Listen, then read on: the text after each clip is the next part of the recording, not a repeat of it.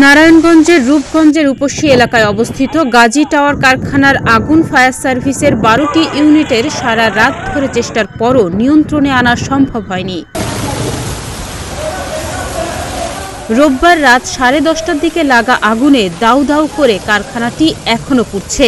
এ সময়ে থেমে থেমে বিস্ফোরণের ঘটনাও ঘটেছে বেশ কয়েকটি, যাতে কেঁপে ওঠে আশপাশের এলাকা। জানা যায় রাত 10:35 স্থানীয়দের মাধ্যমে আগুন লাগার খবর পেয়ে ঘটনাস্থলে ছুটে যায় fire service. Dhaka Fulbaria fire service, Demra, Kanchpur, Adamjee EPZ ও কাঞ্চন ফায়ার স্টেশন থেকে একযোগে 12টি ইউনিট যোগ দেয়।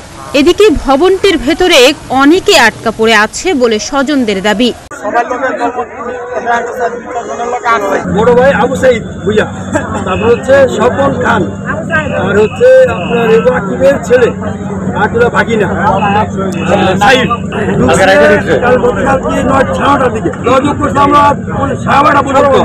12:30 পরে বাস্তার আগুন ঢুকলো, সব টিমা বন্ধ হয়ে গেল, আগুন হইল না।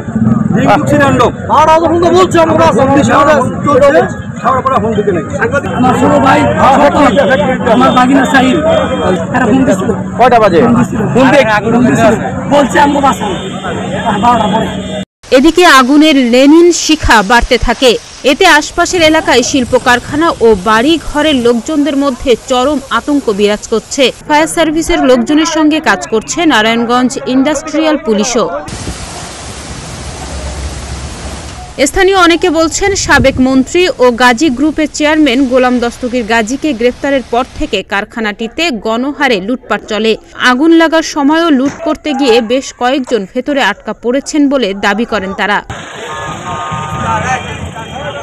পিএসসি পরিচালক লেফটেন্যান্ট কর্নেল মোহাম্মদ রেজাউল করিম জানান, অবকাঠামোগত ও ভেতরে থাকা টায়ার উৎপাদনের ধার্য পদার্থের কারণে আগুন নিয়ন্ত্রণে আনা ব্যাপারটি জটিল হয়ে পড়েছে। আগুন নিয়ন্ত্রণ করতে কতক্ষণ সময় লাগবে এটা এখনো নিশ্চিত বলা যাচ্ছে না। আগুনটা পুরো ফ্যাক্টরিতে ছড়িয়ে পড়ে।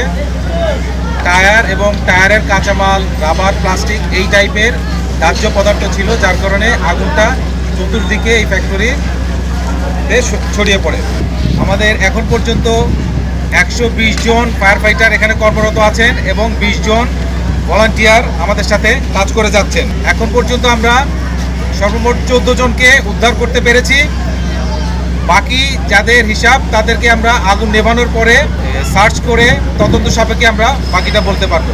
আগুনের সূত্রপাত ও ক্ষয়ক্ষতি সম্পর্কে এখনো পর্যন্ত কোনো কিছুই ধারণা করা যাচ্ছে না। আগুন পুরোপুরি নিয়ন্ত্রণে এলে কারণ ও ক্ষয়ক্ষতির পরিমাণ জানা যাবে বলে জানিয়েছে ফায়ার সার্ভিস। ডেস্ক রিপোর্ট, প্রতিদিনের বাংলাদেশ।